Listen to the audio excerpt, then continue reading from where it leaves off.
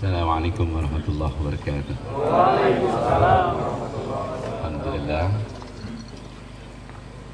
alladzi amarana an nukimal ijtima'a wal ittihad wa tawadud bainal ibad wa nahana an tafarruqi wat tabaghud wal ibti'ad. Asyhadu an la ilaha illallah wahdahu la syarika lahu alladzi wa'adana bi yaumil ma'ad wa asyhadu anna sayyidana Muhammadan abduhu wa rasuluhul haiju syarafa wa rifqa fawqal ibad. Wa usalli wa usallimu ala sayyidina Muhammadin alladzi arsadana ila sabilir rasad wa ala alihi wa ashabihi alladhina al-muti'ina bi syari'ati nabiyyina haqqal i'timad amma ba'du. Falaqad qala Allah ta'ala fil Qur'anil Karim wa asdaqal qailin uballighukum risalati rabbi wa ansahu lakum wa a'lamu minallahi ma la ta'lamu. Sadaqallahul azim. Adinda Al-Mukarram Ad-Da'i ilallah, Adinda Kiai Ahmad Sufi, pengasuh acara Salam Nusantara kalau tidak salah ya.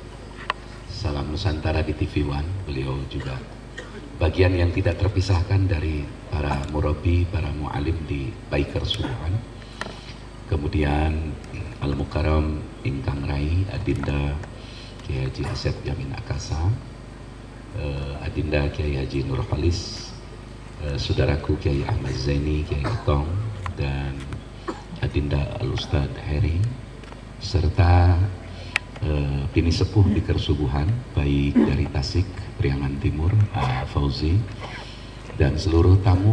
Konon katanya ada yang dari jauh ya, Sukabumi. Mana Sukabumi? Sukabumi, I love Sukabumi. Sukabumi luar biasa, meski jalan ke kampungnya masih banyak yang buruk. Karena saya kemarin baru sampai ke Segaranten ke dalam. Tapi ya Sukabumi memang oke luar biasa. Sampai Ripka Ciptaning mencalonkan di Sukabumi juga berhasil gitu, luar biasa. Jadi Sukabumi itu luar biasa buat saya. Karena kawasannya paling luas. Terus dari selain Sukabumi, Cianjur ada? Tidak ada. Mana lagi yang jauh? Cirebon. Ana wong Cirebon tak? Oh, wong Cirebon ya. Terus ada lagi? Tadi apa yang tempat tahanan itu? Mana-mana tahanan kita? Oh iya. Lo kok ganteng sampean, kok tahanan kok ganteng. Nah, ya tahanan kiri. Gitu. Sahabat semua yang amat saya banggakan, ada satu peristiwa yang menarik, bahwa nanti lihat di dalam tafsir ketika sang mufassir menerangkan tentang ayat fatalaqa Adama, tentang Adam diajari, bahwa Adam alaihissalam saat terusir dari surga diturunkan di Sarondib India, dan Sayyidatuna Hawa diturunkan di Jidah, maka Jidah itu adalah nenek artinya, dan iblis diturunkan di Ublah, kemudian syaitan diturunkan di Isfahan, Iran. Jadi kalau Anda pengen tahu tempat turun syaitan, Anda harus berangkat ke Iran, ke Isfahan sana. Kalau tidak percaya ya cek sendiri, karena ongkosnya mahal untuk datang ke sana. Ini terminologi tafsir mufassir. Jadi kalau mufassir itu boleh benar, boleh salah, boleh objektif, boleh subjektif, tapi saya lebih percaya mufassir ketimbang Anda. Karena kapasitasnya sudah teruji kan, ad-durarul manthur. Nah, ketika Adam turun dari surga, karena Adam, awas ya, ada perbuatan kelompok muqarrabin, ada perbuatan kelompok abror. Ini terminologi ini Syekh Athaillah As-Sakandari yang membagi, tentu berdasar hadis. Kalau ada kesalahan yang dilakukan kelompok muqarrabin itu orang-orang yang sudah tingkat tinggi taqarrub, maka derajatnya akan jatuh luar biasa. Beda dengan golongan kita, abror-abror ini ya habis sholat ngerokok, sebelum sholat ngerokok ya dianggap biasa-biasa saja. Jadi kalau ada wali Allah, kelompok muqarrabin sebelum sholat merokok, sudah sholat merokok itu turun derajatnya menjadi setengah wali. Jadi setengahnya wali, setengahnya lagi nggak tahu saya apa bagiannya. Nah, Adam ini melanggar karena statua yang dibangun di surga oleh Allah kepada Adam dilanggar. ketika beliau dijanjikan atau dibisiki oleh syaitan. Kita tahu bersama, saya sudah sering menerjemahkan syaitan.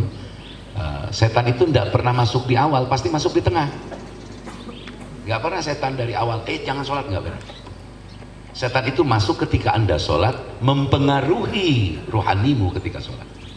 Beda dengan iblis. Kalau iblis di awal melarang sholat, melarang puasa, menggeser tanggal mulut, melarang muharram, melarang anu dan lain-lain. Loh, ini saya cerita iblis.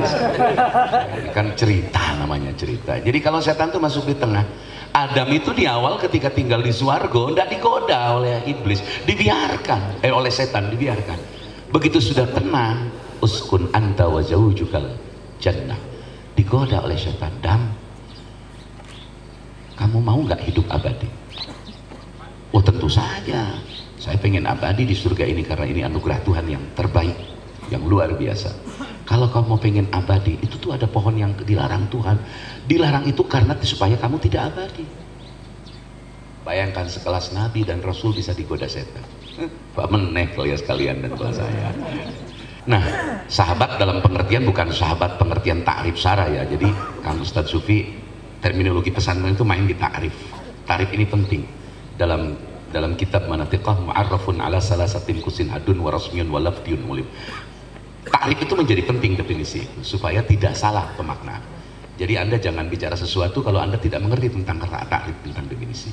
Dan itu kaidah baku di Majam 4. Nah, ketika setan digoda oleh setan menggoda Adam dan Adam tergelincir, maka perbuatan Adam hanya karena memakan buah khuldi, tidak melakukan perbuatan yang besar-besar kok. Hanya makan buah aja kok, masa begitu?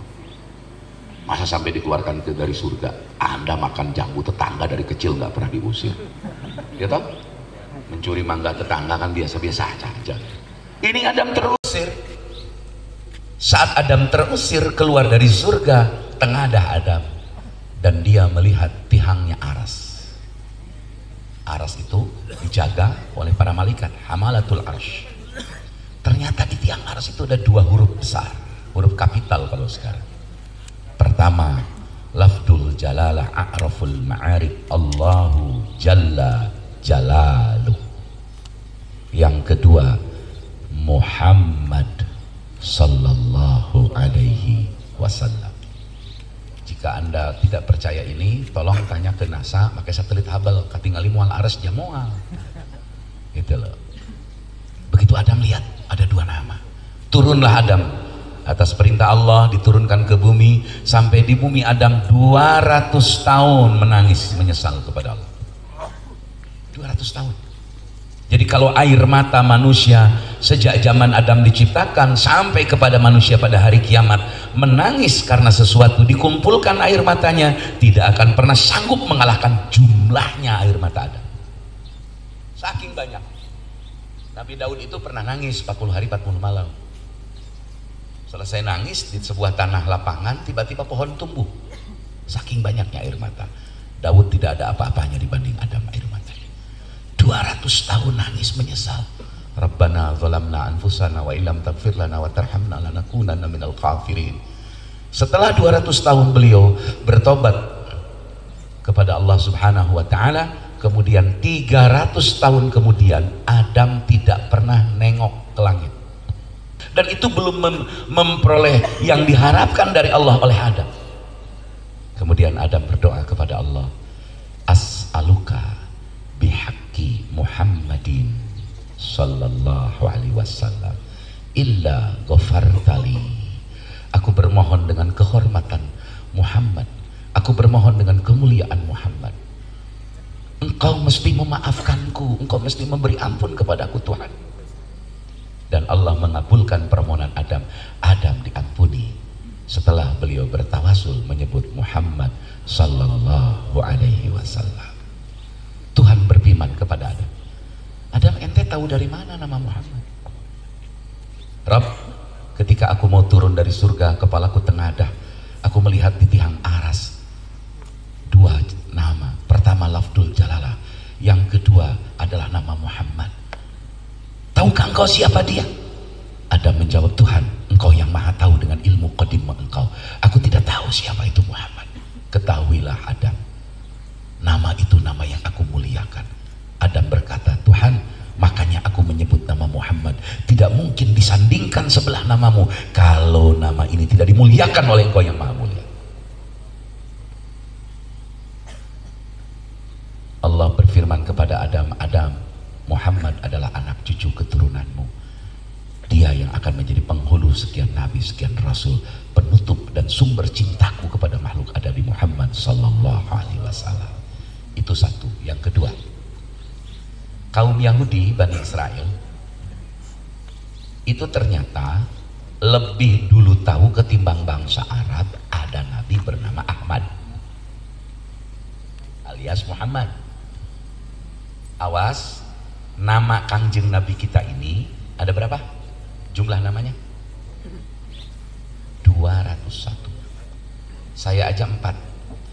Miftah Fauzi Ismail Karim, nama begitu lahir ke dunia asli oleh bapak saya, permanent name Miftah Fauzi. Setelah saya sekolah di SMP sampai Aliyah, Asanawiyah Aliyah, teman saya nggak manggil Mif, nggak manggil Fauzi, tapi manggil Iwan Pales. Itu kan namanya landih atau lakob. Setelah saya punya anak, orang memanggil saya Abu Haikal, sebagian teman saya, karena saya punya anak namanya Haikal, maka itu namanya kunyah. Wasman atau kunyatan walaqad wa akhiran da'in siwa sahiba ismun yu'ayyinul musamma mutlaqo alamahu ka Ja'farin wa Irniqo dalam Ibnu Malik, dalam terminologi bahasa Arab. Bayangkan, tidak ada makhluk di dunia ini yang namanya sebanyak nama Rasulullah. Cari di seluruh jagat raya. Sarang eta nami nu pangseurna teh kabeh namina mulia semua. Ada namanya Fatonah di onah-onah, kan kurang keren. Muhibbin di ibin-ibin, kan kurang keren. Rasul nggak begitu. Namanya mulia, kandungan maknanya dalam, jumlahnya paling banyak. Timbul pertanyaan, Kang Miftah, kenapa sih nama Rasul banyak amat? Nama Allah saja 99. Ya, jangan dulu mengklaim begitu, karena Muhammad Rasulullah tidak bisa dimuqabalah, tidak bisa dibandingkan dengan Tuhan. Nama Tuhan itu tidak terbilang jumlahnya, hanya yang diberitahu Tuhan 99, selebihnya hanya Tuhan yang tahu dan tidak berbatas. Kalau nama Muhammad berbatas 201. Nah, nama Nabi ini jumlahnya banyak, menunjukkan kepada mulia yang diberi nama. Kasratul asma tadullu ala farofil musama, 200 sekian. Dan nama beliau itu sudah tercantum sebelum beliau diciptakan oleh Allah. Tidak pernah ada manusia begitu lahir ke dunia, brol, cecep, nggak ada. Brol, wawan, nggak ada. Nggak ada. Tidak pernah ada bayi lahir ke dunia langsung disebut nama. Kalaupun orang tuanya merencanakan nama, tapi belum jadi sebuah nama bagi anak tersebut. Sunnah memberi nama itu 7 hari dari kelahiran, maksimal 7 hari sudah ada nama terbaik, dan namanya harus nama-nama baik atau ismul karim. Sunnah dalam 7 hari itu dikhitan, sunnah dalam 7 hari itu diekahi. Dikhitan, diekah. Anak saya yang laki-laki semua dihitan di bawah 20 hari. Kenapa saya khitan masih anak-anak? Sebab air kencing anak yang baru mengkonsumsi ASI itu cepat membuat kering luka anak yang sudah dikhitan, karena dia menjadi antibodi dengan sendirinya. Yang kedua, kalau anak dihitan masih bayi, Anda tidak perlu repot beli sepeda, beli motor, beli anu, ngirit anggaran, insya Allah. Bahkan kalau ada yang nyecep ke bayi, ngasih sesuatu sangunya lah gitu kira-kira untuk bayi, itu pasti milik orang tuanya, karena bayi tidak bisa terima amplop. Itu kan yang luar biasa. Kemudian diekah. Ini penting untuk melatih. 7 hari baru diberi nama, baru sebuah nama disematkan kepada bayi kita. Itu kebanyakan manusia. Tapi Rasulullah Sallallahu Alaihi Wasallam jauh sebelum lahir Allah menghikayatkan dalam Al-Quran ketika Isa bin Maryam diutus oleh Allah berkata kepada kaumnya. Di dalam Al-Quran dikatakan dengan bahasa Arab. Kalau Nabi Isanya kepada kaumnya nggak tahu pakai bahasa apa, bisa jadi pakai bahasa Ibrani, nggak tahu bahasa apa, yang pasti bukan bahasa Arab. Karena setiap Rasul itu diutus dengan lisan kaumnya. Hanya oleh Allah diceritakan di Quran menggunakan bahasa Arab. Kenapa? Karena Qurannya bahasa Arab. Mim ba'dismuhu Ahmad. Jadi nama Kangjeng Nabi itu Ahmad, Muhammad, ada lagi banyak. Ahmad, Muhammad, Hamid, Mahmud, Rasulun, Nabiun, Abu Taib, Abu Ibrahim, banyak. Sahibul liwa'i, sahibul ridai, sahibul darajati, sahibul buraki, sahibul faraji, dan sahibul belum lagi Nabi taubati harisun alaikum, 201 nama. Banyak sekali jenengan beliau. Nah, hadirin sekalian, ternyata orang Israel, orang Yahudi itu telah lebih tahu bakal ada nabi akhir zaman bernama Ahmad. Tentu bukan Ahmad Zaini di belakang saya, karena dia orang Cihanet. Masa saya nabi di Cihanet? Sarua aja jeung nabi palsu nu ti Garut, sen-sen. Jadi bisa sholawat sallallahu ala sen-sen. Keterlaluan. Nah, Bani Israel, orang Yahudi bersepakat kita cari nabi akhir zaman ini. Kalaulah nabi akhir zaman ini dari kelompok kita, dari ormas kita, dari komunitas kita, dari partai kita, kita akan usung dia menjadi pemimpin besar. Asal dia Yahudi. Pokoknya kalau ini nabi akhir zaman yang dijanjikan Tuhan melalui Isa bin Maryam, kita akan sokong. Kalau dia dari golongan kita, kalau dia adalah kelompok kita, dari darah keturunan kita, maka kita usung besar-besaran untuk menguasai dunia. Orang Arab masih pelangap-pelongo, belum tahu ada nabi akhir zaman bernama Ahmad. Nggak nyangka orang Arab jadi nabi. Orang Arab jangan ngartieun gawe lagi atuh nyembahan patekong. Bagaimana bisa cerdas, Pak? Tuhannya banyak atuh. 300 sekian berhala, ada yang dari terigu disembah, udah gitu digoreng, Pak. Boro-boro berpikir visioner tentang kenabian orang Arab waktu itu. Hanya satu bangsa Arab yang agak cerdas, karena dia membaca Taurat, dia membaca Injil, dia membaca kitab-kitab wahyu-wahyu Tuhan yang diturunkan sebelumnya, dipelajari. Waraqah bin Naufal bin Asad. Selebihnya nggak ngerti. Maka Yahudi kompak. Ayo kita sambut pemimpin kita. Kalau ini nabi akhir zaman yang dijanjikan adalah dari kelompok kita, dari bangsa kita, maka kita akan jadikan dia adalah pemimpin besar untuk seluruh dunia. Kita akan sokong dia, kita akan gotong royong dia. Bila perlu kalau buat dana kampanyenya kita patungan semuanya. Pemimpin besar. Pas datang bukan Yahudi, tapi mereka sudah memprediksi. Bagaimana katanya kalau bukan dari Yahudi? Tidak ada kata lain, bunuh. Maka anda lihat di dalam Ahwal wal Fitan Ibnu Katsir mengatakan Yahudi sudah lama mencari Muhammad sejak sebelum lahir, sebagaimana Yahudi sedang mencari pemimpin di akhir zaman yang dijanjikan sang mujadid, pembaharu. Mereka akan mencari, melakukan deteksi dini untuk mereka bunuh dan mereka lenyapkan. Diulang, nama Nabi Muhammad, Nabi Adam lebih tahu duluan, meskipun tidak tahu statusnya siapa Muhammad. Yang kedua, orang Yahudi sudah lebih tahu bakal ada nabi akhir zaman bernama Ahmad.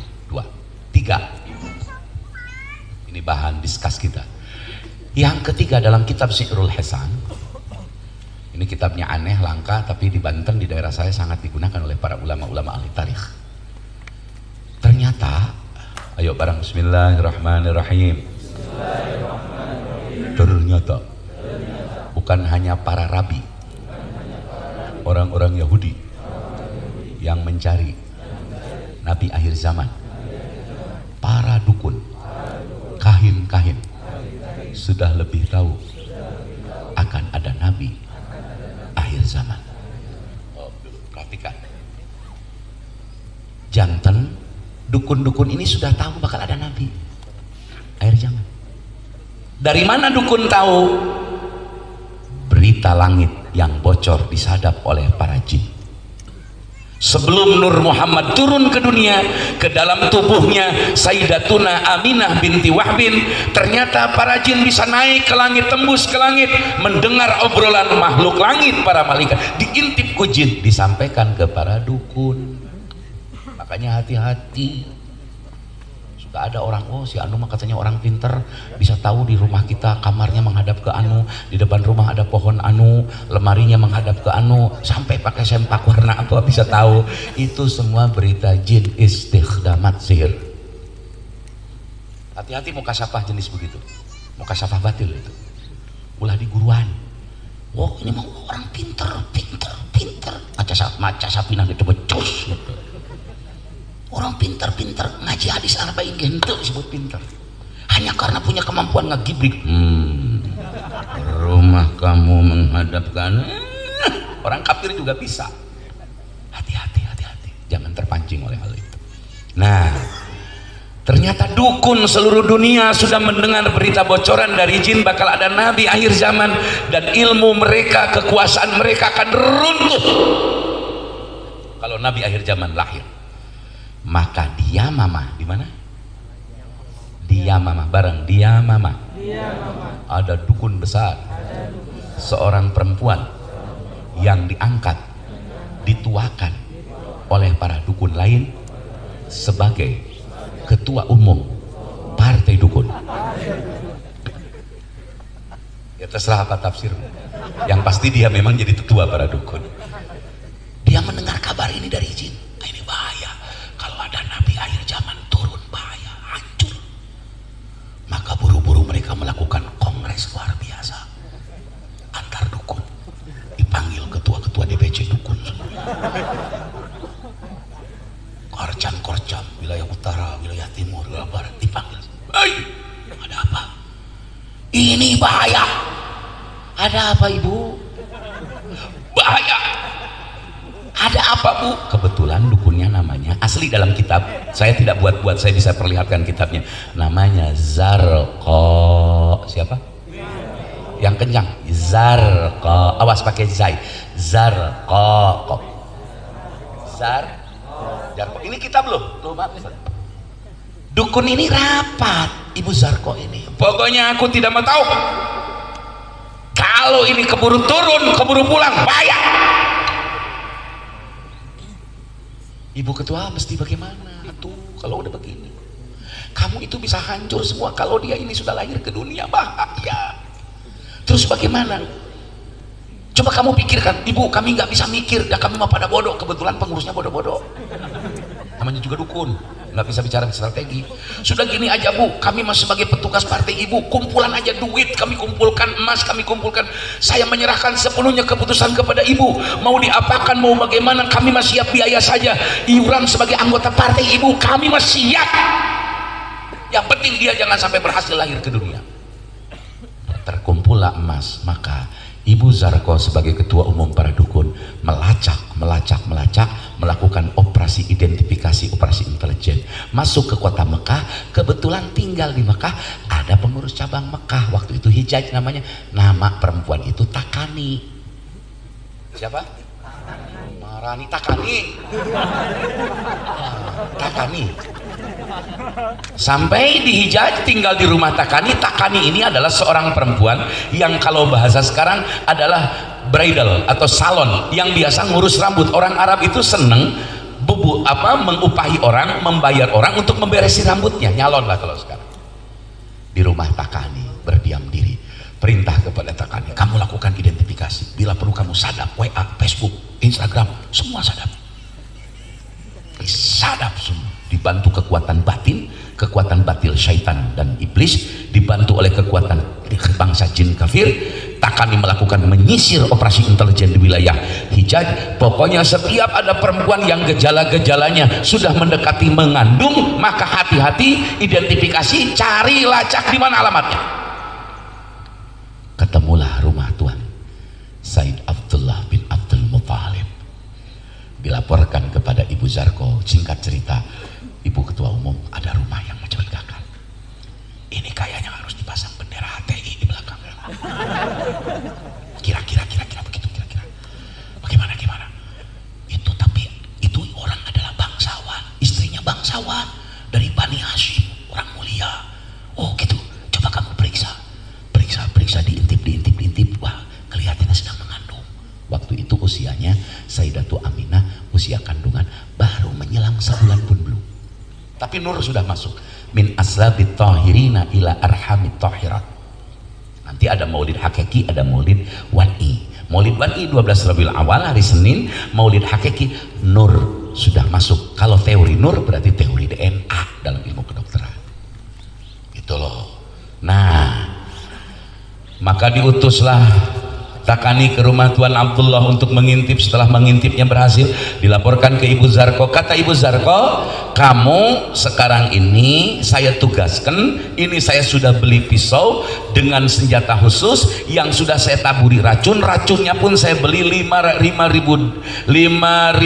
dirham, kalau katakanlah 5.000 pada mata uang waktu itu adalah mahal sekali. Ini kalau menyentuh ke bagian tubuh mati. Kamu bunuh Aminah. Tapi ragu ini Takani, nggak mungkin saya lakukan itu. Tidak mungkin ibu, saya takut terjadi apa-apa.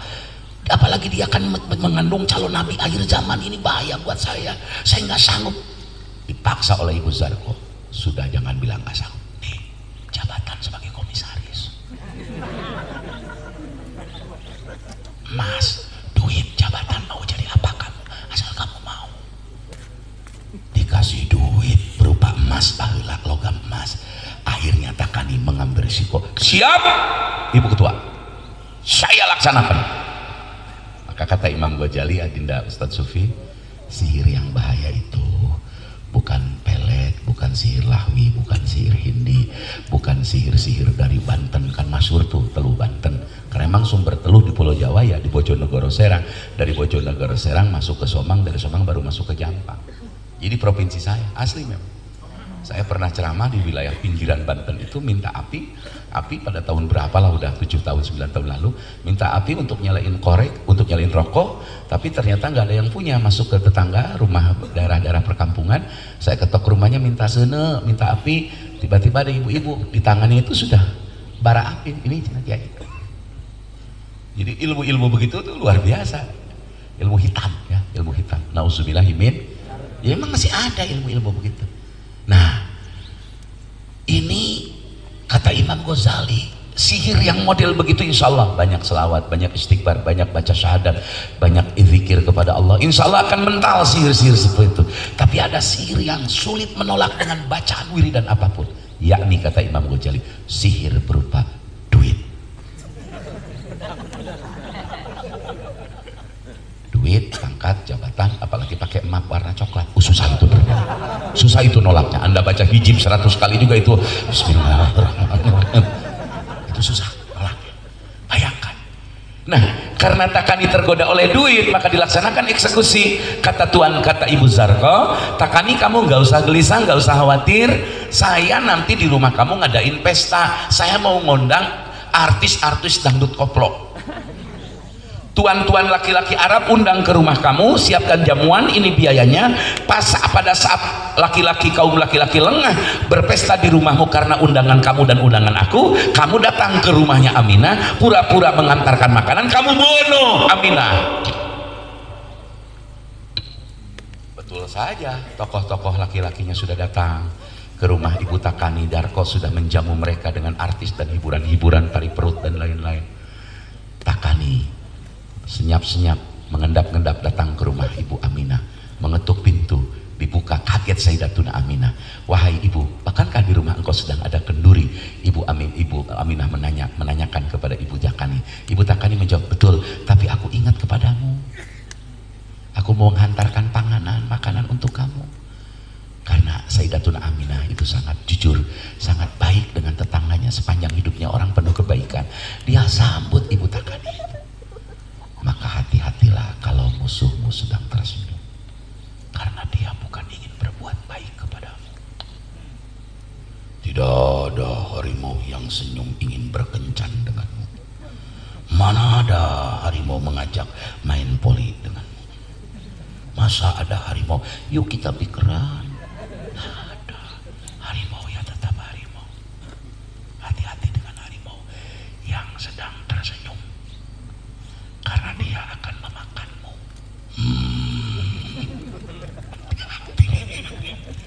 Sajeng budak PAUD gitu. 5 menit lagi ya, udah saya kebun. Oh iya Bu, terima kasih. Kalau bahasa Sunda nyai gelis mate emut, nyai teh nuju hajat di bumi ge emut bae aya tuangan. Padahal pisau sudah di sini nih dengan racun yang tingkat tinggi. Luar biasa. Begitu Ibu Sayyidatuna Aminah mengambil air untuk ditawarkan kepada Ibu Takani. Takani mengambil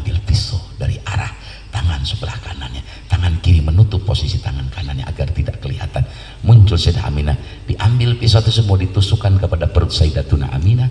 Tiba-tiba keluar cahaya kencang yang mendorong Takani terpental rame. Laki-laki yang tadinya di ujang mau pesta mendengar teriakan kencang datang menuju rumah Sayyidah Aminah. Semua terkejut, ternyata ada peristiwa yang menggemparkan. Kemudian gancangnya, singkatnya cerita, diinterogasi, ditanya Takani. Awalnya tidak ngaku, tapi kan Tuhan, wallahu mukhrijum ma kuntum taktumun, Tuhan pasti akan memperlihatkan.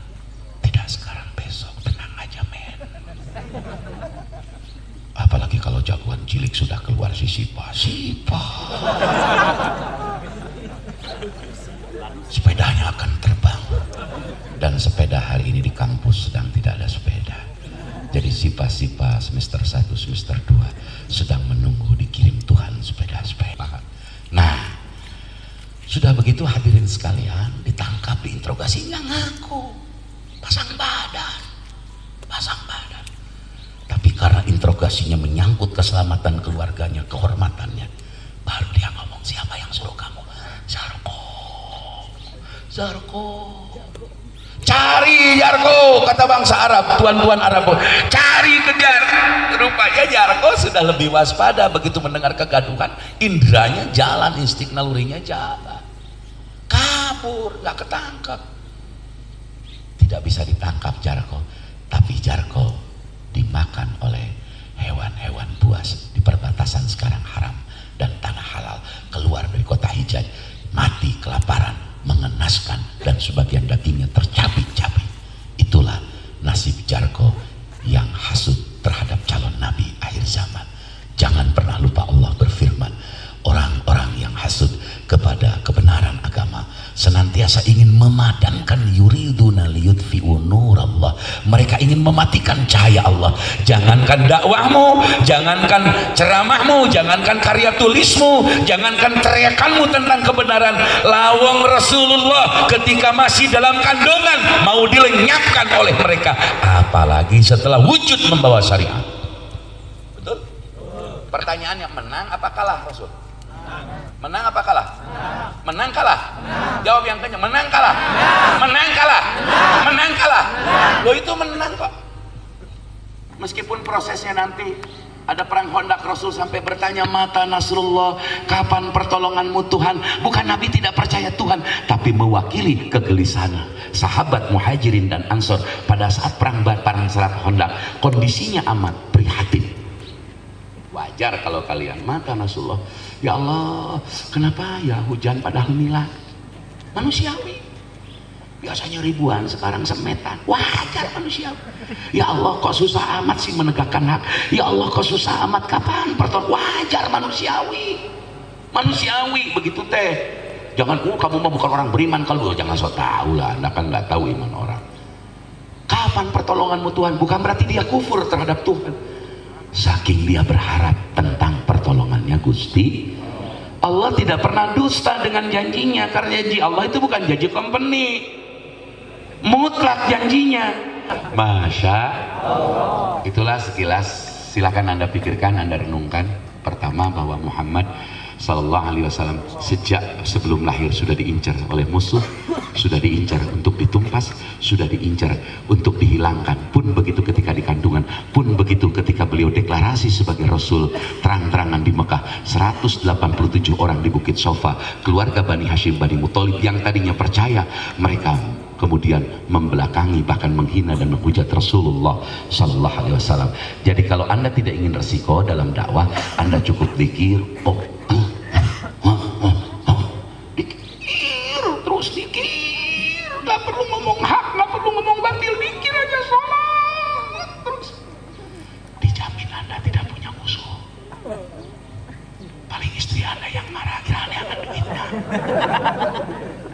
Tapi kalau Anda kayak Ustadz Sufi, Anda kayak Ustadz Arif, Anda kayak Ustadz Heri, kayak Ustadz Aa, cerita hak dan batal, maka resiko itu pasti didapatkan. Sebagaimana Rasulullah mendapatkan dan dihadapkan kepada resiko-resiko besar, diintimidasi, diteror, diboykot, bahkan berkali-kali mau dibunuh. Tapi Rasulullah menang, tidak ada kata kalah. Menang, tidak ada kata kalah. Menang, tidak ada kata kalah. Menang, umat Muhammad pasti akan menang. Itu saya mah greget. Ini sekarang teletoy. Jadi ke bawah arus. Oh, karena kondisi begini kita harus ya gimana ya. Namanya juga saya bukan tidak tahu, tapi bagaimana ya. Aduh, bagaimana ya? Bagaimana? Wes siatemanku bagaimana? Jadi tetap semangat di kesubuhan dengan milad yang keempat, tetap semangat, usaha dakwah lakukan, toleran dalam furu'iyah, khilafiyah furu'iyah, bekerja untuk dakwah, bersama-sama dalam dakwah, bekerja untuk akidah, kita tegakkan nilai-nilai kebaikan bagi agama, bangsa dan negara kita. Amin, Allahumma amin ya rabbal alamin. Terakhir saya ingin mengajak Anda semua bareng-bareng bismillahirrahmanirrahim. Wasilah tawasul diperintah oleh Allah dan Rasulnya. Tawasul terbagi dua. Pertama, bidzat. Yang kedua, bisifat. Sifat artinya dengan amal soleh. Tawasul dengan amal soleh tidak ada yang kontra. Ijma semua ulama. Lakukanlah tawasul dengan amal soleh. Baca selawat, menyebut nama Nabi, salam kepada Nabi adalah perbuatan baik. Jadikanlah tawasulmu. Insya hadanallahu wa yakum ajma'in. Al-mabruk al-mabruk. Mohon maaf saya juga belum tidur, jadi mohon maaf agak kelayang-kelayang. Yang pasti pokoknya pikiran top lah. Kali kalau milad acara besar, mau hujan mau tidak, gayung bersama telepon, ayo datang. Kita baru kehujanan, kita baru kena air hujan, belum kena peluru zaman dulu, zaman Belanda. Berangkat apapun yang terjadi, betul? Begitu kalian sudah dipuji, dapat dihitung oleh dunia ini. Habib Cianjur Sukabumi sudah menghitung. Alhamdulillah, ketika para santri kiai kurang berani sekarang muncul bikar subuhan menggerakkan dari masjid ke masjid. Napi kasih aing 3 rut eleh. Ini tolonglah besok-besok lusa. Insya Allah saya pun sekarang sudah diangkat oleh teman-teman skuteris sebagai penasehat setgap di tempat saya. Jadi skuteris ada sekian belas grup itu mengangkat saya sebagai dewan pembina mereka. Dan tanggal 11 Desember besok saya mau bawa ke sini skuter Vespa sekitar 1.500 Vespa ke tempat ini. Saya ingin kalian jangan kalah. Ayo. Takut. Aku Vespa. Tinggali Vespa. Udah. Tanduk dipasang dengan motor. Nanya ke saya, Pak Kiai, grup kami ada yang pakai tanduk, pakai aqua, pakai jaket bekil, digantungin. Itu bagaimana? Itu tingkat waliullah, kata saya.